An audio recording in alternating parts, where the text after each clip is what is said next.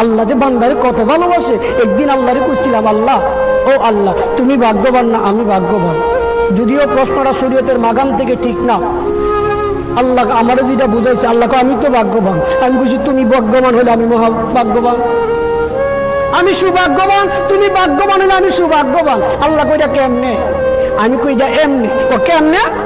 আমি কইছি আল্লাহ আমাকে ভালোবাসার মতো, আমাকে 100% ভালোবাসার মতো, আমি তোমাকে কিন্তু 100% ভালোবাসি না। 1%কে কয়েকশো কোটি করলে এই পার্সেন্টও তোমার ভালোবাসি না। আমার 100% ভালোবাসার মতো তুমি স্রষ্টা আছো। এখন তোমার 100% ভালোবাসার মতো কোন স্রষ্টা আসেনি। আল্লাহ কুল হুয়াল্লাহু আহাদ, আল্লাহ তো আমি অদ্বিতীয়।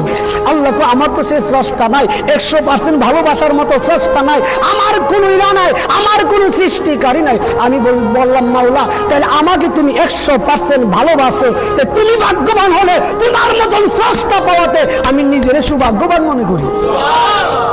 এটা ব্যাখ্যা দিলে অনেকক্ষণ সময় লাগবে। আমি একটা ক্লাসও নিয়েছিলাম এটার উপরে।